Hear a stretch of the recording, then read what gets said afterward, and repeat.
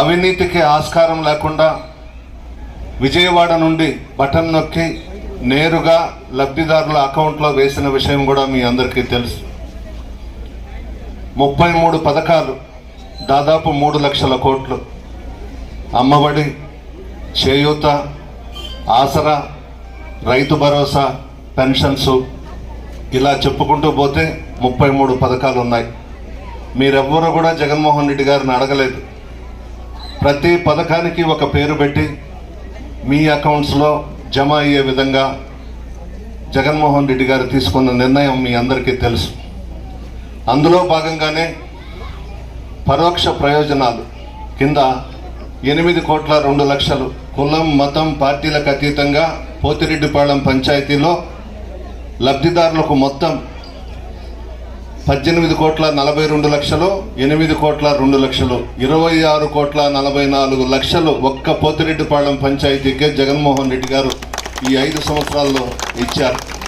ఈరోజు ఎలక్షన్స్ వస్తున్నాయని ఎప్పుడూ కనబడని వ్యక్తులు చంద్రబాబు ఒక పక్క, పిచ్చోడు పవన్ కళ్యాణ్ ఒక పక్క, భారతీయ జనతా పార్టీ ఒక పక్క, ముగ్గురు ఏకమై వీళ్ళ ముగ్గురికి తోడు మళ్ళా రాజశేఖర రెడ్డి గారి కుమార్తె షర్మిలమ్మ, చంద్రబాబు నాయుడు చేతిలో కీలుబొమ్మ, సూట్ కేసులు తీసుకొని చంద్రబాబు నాయుడు దగ్గర ఈరోజు సొంతం కుటుంబ సభ్యుడైనటువంటి జగన్మోహన్ రెడ్డి గారి మీదనే ధ్వజమెత్తుతూ కాంగ్రెస్ పార్టీలో చేరి కాంగ్రెస్ పార్టీ అధ్యక్షురాలు పదవి తీసుకొని రాజశేఖర రెడ్డి గారి కుటుంబం పరువు తీసేశాను.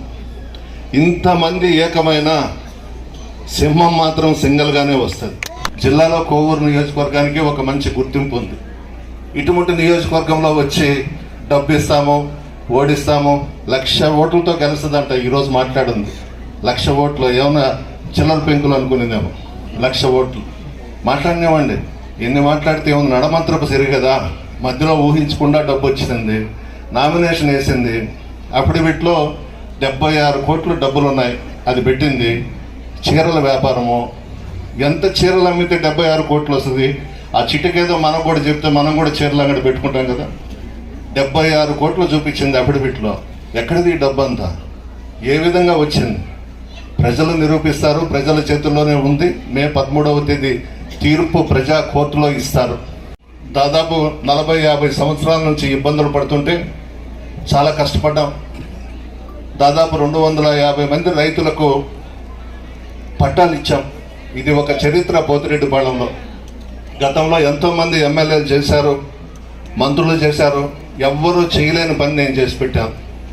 ఇదే ప్రాంగణంలో ఈ గ్రామానికి సంబంధించిన ఒక పెద్ద మనిషి పాస్బుక్స్ తీసుకొని రాష్ట్రంలోనే ప్రసన్న కుమార్ రెడ్డి లాంటి ఎమ్మెల్యే ఉండడు అని చెప్పిన వ్యక్తి వారం రోజుల ముందు పోయి ప్రశాంతమ్మ దగ్గర కండువా కప్పించుకున్నాడు. నేనేం తప్పు చేశానండి అని అడుగుతా ఉన్నా, అక్కను అడుగుతా ఉన్నా, మీ కుటుంబానికి నేనేం అన్యాయం చేశాను? అందరం ఒక కుటుంబ సభ్యుల మాదిరిగా ఉన్నాము.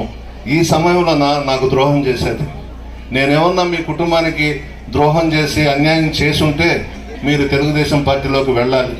ఎంత బాగుంటామో ఈ పోతిరెడ్డిపాళెంలో అందరము కులాలు పక్కన పెట్టేసి ఒక కుటుంబ సభ్యుల మాదిరిగా ఉంటాం. మీరు చేసిన ద్రోహం మాత్రం ఈ టైంలో కరెక్ట్ కాదన్నా. ఎందుకు చేశావో నాకైతే అర్థం కావడంలా. కనీసం ఆ అక్కైనా నిన్ను మందలించి ఉండాలి. తప్పు చేస్తున్నాం, ప్రసన్నను వదిలిపోవడం అని చెప్పి అక్కైనా మందలించి ఉండాలి. చాలా బాధగా ఉంది. సరే పోనివ్వండి, మనం ఏం చేస్తాం, భగవంతుడి నిర్ణయం. మిమ్మల్ని అందరినీ నమ్ముకున్నా, మీ ఆశీర్వాదం నాకు ఉండాలి.